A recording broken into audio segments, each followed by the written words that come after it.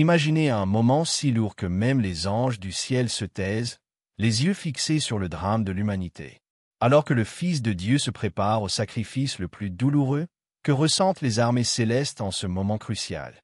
Elles sont témoins du poids de l'espoir et du désespoir qui s'entremêlent tandis que Jésus porte la croix, non seulement pour l'humanité, mais pour chacun de nous, là où notre douleur rencontre son amour. Pensez maintenant à ce miracle dans votre vie. Comment Jésus a-t-il touché votre cœur? Commentez ci-dessous et partagez votre histoire, car votre témoignage compte. Et n'oubliez pas, Jésus est avec vous, vous bénissant à chaque instant. Le ciel, un royaume souvent représenté dans une symphonie éternelle de louanges et de joie, s'est retrouvé plongé dans un silence obsédant. Le silence n'était pas celui de la tranquillité, mais plutôt celui d'une profonde tristesse et d'une profonde incrédulité.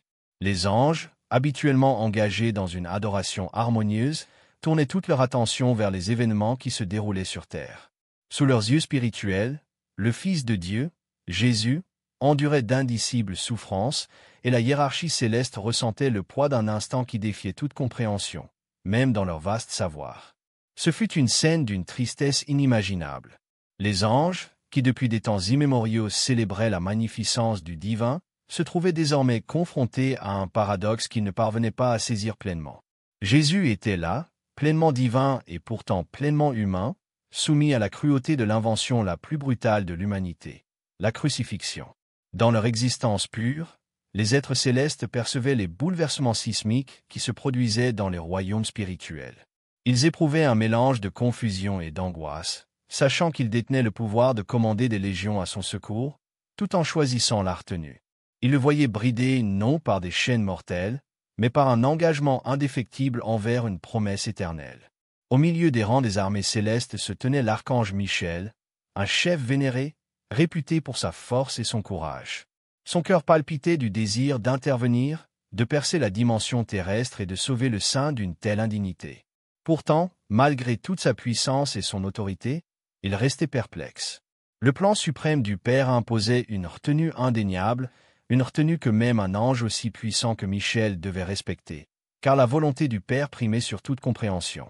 Les anges continuaient d'observer un public de témoins divins retenant leur souffle. Les réverbérations des premiers et seconds temples, symbolisées par leurs chants, se turent désormais sous le choc et le suspense. Chaque fibre de leur conscience céleste était à l'écoute du sacrifice accompli en contrebas. Les cris terrestres et le silence céleste créaient une mosaïque de contrastes, témoignant de l'ampleur des événements. Ce n'était pas un simple événement, c'était une confrontation cosmique, incarnant l'expression la plus intimidante et la plus déterminante de l'amour. Dans ce silence, les êtres célestes se débattaient avec les profonds mystères de la rédemption. Ils reconnaissaient que ce moment, tel que prévu par la prévoyance divine, se dévoilait en chapitre d'un dessein plus vaste. Les Écritures révélaient la nécessité de ce dévoilement, mais le voir à travers le prisme de l'expérience apportait une compréhension nouvelle et intense. Ils étaient pleinement conscients que ce silence marquait une transition cruciale, de la prophétie à l'accomplissement, de l'anticipation à la réalisation. Leur attention, bien que déchirée par l'émotion, était captivée par une obéissance respectueuse. Ils maintenaient leur vigilance, fidèles à leur rôle au sein de l'orchestration divine, incapables de hâter ou de modifier ce qui devait arriver. La voix du Père, omnisciente mais momentanément retirée de leur entendement, était un aspect intentionnel du drame qui se déroulait.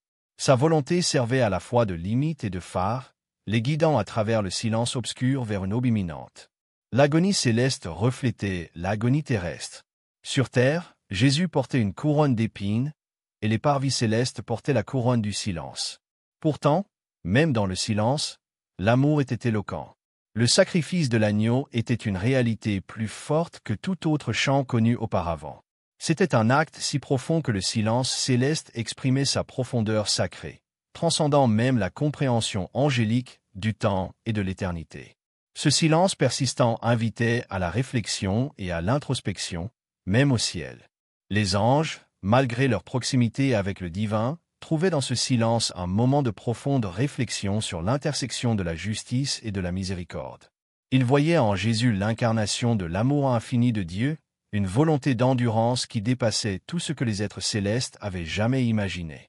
Le silence céleste était un témoignage, une sorte de veillée, non seulement de ce qui était perdu, mais de l'amour exponentiel qui s'implantait dans la création. Les anges percevaient, à travers ce silence, un sermon profond, non pas prononcé à voix haute, mais adressé directement au cœur du cosmos. C'était un silence chargé du poids de la rédemption de toute la création. Alors qu'une tranquillité imprégnée d'un dessein profond enveloppait le ciel, les anges comprirent qu'ils étaient témoins de l'événement singulier par lequel toute l'humanité pourrait être amenée à la communion avec le divin. Ainsi, ils gardèrent le silence, pleinement conscients qu'au-delà de la croix se trouvait la promesse de la résurrection, une victoire durable qui mettrait fin au silence par le chant ultime du triomphe. Dans cette pause solennelle, le ciel s'engagea dans une attente sacrée, confiant dans ce qui restait à dévoiler, tandis que le récit de l'amour choisissait délibérément le silence avant d'offrir la joie éclatante à venir. Alors que le ciel demeurait enveloppé dans le silence sombre du chapitre précédent, les anges observaient la profonde scène de dévotion se dérouler sur terre, les yeux grands ouverts et le cœur murmurant des prières de force pour leur sauveur bien-aimé. Leur lutte se déroulait en silence, mais dans cette quiétude résidait une tempête complexe d'amour, d'angoisse et d'obéissance. C'était une chorégraphie d'une grâce insondable, exécutée sur la grande scène de l'univers, chaque acteur divin conscient des implications éternelles de ses actes. À cet instant, l'un des dialogues les plus solennels jamais tenus s'engagea discrètement entre le Père et un ange chargé de veiller sur les événements. Tandis que les anges s'attardaient, émerveillés par la présence du Père, un silence empreint d'attente les enveloppa. Le Père, enveloppé d'une aura d'amour profond, exprima son raisonnement par des mots qui détenaient l'essence même de l'amour, dépassant l'entendement humain. « Mon fils bien-aimé, commença-t-il, laissant ses paroles résonner dans l'immensité céleste, choisis ce chemin, imprégné de douleur, mais traversé d'amour. Ce n'est pas par contrainte, mais par une décision divine, que l'amour lui-même triomphera. Telle est la voie du sacrifice, la pierre angulaire du salut. » L'ange, un être ancien d'une immense sagesse, écoutait attentivement, cherchant à saisir les nuances d'une situation qui défiait même sa compréhension céleste. À chaque parole du Père, la plénitude de l'amour divin se peignait sur le ciel, une tapisserie de sagesse tissée dans la trame de l'éternité. La question de l'ange ne naissait pas d'un doute, mais du désir de sonder les profondeurs incompréhensibles de l'amour divin, la décision qui avait placé Jésus sur l'autel du sacrifice. En voyant sa souffrance, murmura l'ange, la révérence adoucissant chaque syllabe. Comment se fait-il, ô Seigneur, que nous comprenions la beauté de l'amour dans la douleur volontaire? Face à une telle décision, les esprits mortels peuvent-ils seulement commencer à en percer le mystère? Le Père ne réprimanda personne, car il comprenait la complexité des émotions qui parcouraient les cieux. Sa réponse était une invitation à pénétrer dans la chambre la plus intime de l'intention divine. Nous savons, s'adressa-t-il à l'ange, que l'amour s'authentifie par choix. Ainsi, le potentiel de souffrance et de sacrifice existe.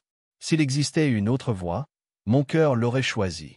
Pourtant, seule cette décision, un choix fait par un amour si profond qu'il se vide complètement, vient la rédemption. Regarde, mon cher enfant, l'amour qui se donne devient victorieux. En bas, Jésus fut conduit vers la croix, au milieu des huées de la foule et des moqueries bruyantes mêlées au désespoir silencieux de ses disciples. Le fardeau de la croix semblait peser lourdement sur lui, mais il l'embrassa, non comme un poids de condamnation, mais comme un moyen de salut. Son voyage était un témoignage en mouvement, une décision d'amour qui transcendait l'entendement humain. Alors que les soldats préparaient les instruments de sa souffrance, les clous bruts et le bois impitoyable, une bataille invisible se jouait dans le cœur des hommes et du royaume céleste. Pourtant, au milieu d'un chaos orchestré sur terre, les pas de Jésus étaient délibérés. Ses yeux portaient la lumière d'un but. À chaque pas vers le Golgotha, il forgeait une nouvelle alliance par la pureté de son sacrifice, une alliance née de la décision divine du Père et résonnant dans son humble acceptation de sa volonté. Le ciel était témoin du cheminement de Jésus. Les paroles précédentes du Père résonnaient avec une clarté incomparable. L'amour, parfait et sans recherche de soi, se révélait dans sa forme la plus pure. Ce n'était pas un simple acte, mais l'incarnation de la vérité divine, marchant et vivant parmi les hommes, s'abandonnant volontairement. Jésus incarnait la nature essentielle de l'amour, qui ne connaît pas la peur, par la puissance tranquille de l'altruisme. En présence du Père, l'archange Michel, qui avait été agité par le désir d'intervenir, trouva désormais la paix dans la compréhension. Il ressentit une révérence renouvelée pour ce sacrifice. Il révélait des dimensions d'amour qu'il n'avait pas envisagées, même de son point de vue céleste. Il était désormais clair que la retenue divine était sculptée par la main de l'amour, se révélant non seulement dans l'action, mais aussi dans la patience. Les anges apprirent que, parfois, la plus grande défense du ciel ne réside pas dans le choc d'une juste fureur, mais dans le témoignage silencieux et emphatique de la décision de l'amour. À travers ce spectacle d'humilité divine, un testament commença à s'écrire. L'histoire de l'amour qui arrêta les cieux et pourtant mit en marche la rédemption de l'humanité. Dans le langage de l'éternité, que les anges commençaient à peine à comprendre, la décision du Père était la symphonie divine dont chaque note adhérait parfaitement au grand dessein du salut. L'amour, semblait-il, n'était pas une simple émotion, mais un héritage inébranlable et éternel que le Père et le Fils offraient à la création. Alors que Jésus s'approchait de sa crucifixion avec une détermination inébranlable, les anges vécurent un instant baigné d'amour divin. Chaque ange, nourri par les éléments de la création, reconnut dans une agonie fidèle que la décision de l'amour n'était liée ni à la logique ni à la loi, mais au profond mystère de la grâce divine. Cette décision, le sacrifice ultime, traçait les contours d'une histoire encore à venir, une histoire qui allait changer à jamais la trajectoire de l'humanité. Le ciel observerait l'amour, dans sa forme ultime, triompher de tout, rappelant à chaque être ce que signifie se donner véritablement. L'étroit chemin vers le Golgotha était parcouru avec une persévérance sombre, chaque pas empreint d'un profond sens du but malgré la douleur atroce. L'air était lourd de tension et d'impatience tandis que Jésus portait sa croix, symbole du profond mélange de cruauté humaine et d'amour divin. Ses pas vacillaient sous le poids de la poutre, mais chaque mouvement exprimait une détermination inébranlable. Autour de lui, des voix hostiles s'élevaient dans une cacophonie de moqueries, mais sa réponse demeurait immuable, une compassion et un pardon poignant. Ces interactions n'étaient pas de simples actes d'endurance, mais des moments de connexion intime avec l'humanité, un témoignage de sa mission guidée par l'amour plutôt que par la victoire par la force. Chaque visage qu'il croisait en chemin témoignait de son parcours sacrificiel. Certains raillaient, le cœur endurci, mais d'autres croisèrent son regard, percevant brièvement l'extraordinaire mélange d'humilité et d'amour divin dans son regard. Un petit groupe de disciples et de personnes en deuil se pressait à proximité, le cœur brisé à chacun de ses pas. Parmi eux, sa mère pleurait doucement, son visage courageux masquant son cœur brisé, tandis qu'elle contemplait son fils accomplir la volonté divine annoncée par les prophètes.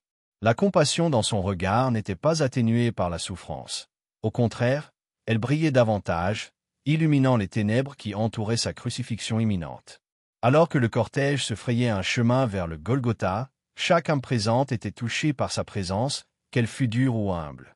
Ce fut un moment historique extraordinaire, non seulement par l'événement physique qui se déroulait, mais aussi par le bouleversement cosmique qu'il annonçait. Alors que la proximité du Golgotha se rétrécissait, les pas de Jésus devinrent des pas de victoire, paradoxalement mêlés de souffrance. Son esprit demeurait concentré sur le but suprême, expression d'une tristesse divine incarnant un amour inexplicable pour l'entendement mortel. Au ciel, les êtres célestes observaient la scène avec une révérence solennelle. Leurs cœurs éthérés souffraient d'amour et d'une profonde conscience du caractère sacré qui enveloppait le sol turbulent de la terre. Bien qu'affligés par la vision de l'agonie mortelle infligée à celui qu'ils avaient vénéré et adoré de toute éternité, ils comprenaient bibliquement que cet acte de sacrifice était une tapisserie transcendante tissée pour la rédemption de toute l'humanité. Un grand silence enveloppa le royaume céleste, reflétant la gravité du moment et l'ampleur de l'amour manifesté. Sur le lieu de la crucifixion, alors que les soldats s'apprêtaient à le fixer sur la croix, un silence se fit à un souffle sacré aspiré par l'univers. Avec un altruisme qui transcendait l'entendement humain, le Christ déposa volontairement son corps sur la croix. Cet acte d'obéissance, délibéré et inflexible, redéfinit l'amour dans sa forme la plus puissante. Les anges et les armées célestes témoignèrent de cette expression ultime de l'amour divin, un amour qui, au-delà de l'agonie présente, percevait la libération du péché et de la mort qu'il apporterait. Cette compréhension céleste voyait la crucifixion non pas comme une scène de défaite, mais comme un triomphe éclatant. Le monde spirituel percevait les événements avec une clarté qui transcendait la compréhension terrestre. C'était un amour sans mesure, inébranlable et inébranlable, s'offrant volontairement pour sauver, racheter et reconquérir. La croix, instrument brutal d'exécution, se transformait en symbole d'espoir et de victoire éternelle. En cette heure charnière, le ciel et la terre étaient au seuil de la transformation. La nature divine du sacrifice du Christ se répandit dans toute la création, annonçant une victoire monumentale pour la rédemption. Si les yeux humains pouvaient voir une silhouette brisée et une douleur terrestre, les êtres célestes percevaient l'accomplissement en cours d'un plan rédempteur destiné à transformer à jamais le tissu de l'existence humaine. Ces moments de profond sacrifice allaient ouvrir la voie à la résurrection, une victoire ultime qui allait redéfinir à jamais la relation de l'humanité avec le divin. Le ciel retint son souffle tandis que se déroulaient les derniers instants de Jésus sur la croix. Les mots « tout est accompli » résonnèrent dans le cosmos, résonnèrent à travers les galaxies et tremblèrent dans le cœur de ceux qui en furent témoins, terrestres comme célestes. Ce n'étaient pas de simples mots, ils signifiaient l'aboutissement d'un récit divin extraordinaire, tissé à travers la trame même du temps et de l'existence. Cette déclaration marquait l'achèvement de la mission sacrée qui avait conduit Jésus de la majesté du ciel à la fragilité de l'humanité. Pour les êtres angéliques qui avaient assisté au déroulement du plan de rédemption de Dieu, ce moment fut profond, un soupir cosmique d'accomplissement alors que le dessein de Dieu se réalisait. À cet instant, le voile du temple se déchira de haut en bas, révélant le sanctuaire le plus secret où seul le grand prêtre pouvait pénétrer. Cette larme, telle la signature de Dieu inscrite dans la réalité, symbolisait la nouvelle alliance. Elle rappelait avec force que la barrière entre le divin et l'humanité avait été éradiquée. Désormais, chacun pouvait se présenter devant Dieu, libéré de la peur et de la honte, car Jésus s'était donné lui-même, comblant par son sacrifice un fossé éternel. Alors que la terre tremblait et que l'obscurité planait dans le ciel de midi, rappel du deuil de la nature. Au ciel, la réaction fut différente. Les anges ne manifestèrent pas de désespoir, mais inclinèrent la tête en signe de révérence. Leur attitude exprimait la crainte, la reconnaissance de la victoire plutôt que de la défaite. Ce n'était pas la fin qu'ils observaient, c'était une victoire divine enveloppée d'éléments apparemment tragiques. Chaque être céleste était conscient de la prophétie, de la résurrection qui allait suivre. Il comprenait le récit du salut non pas à travers le désespoir, mais à travers le prisme d'une espérance triomphante.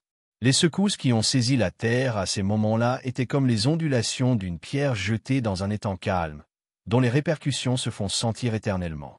La déchirure du voile était une étreinte, accueillant chacun dans une nouvelle réalité où chacun pouvait communier directement avec Dieu. Pour ces témoins en route vers le ciel, cela confirmait l'accessibilité de Dieu et son amour éternel pour l'humanité. Cet acte était une justification, renforçant sa promesse de toujours ramener sa création à lui dans une harmonie retrouvée. Ce chapitre des Annales célestes, bien que profondément solennel, était empreint d'anticipation.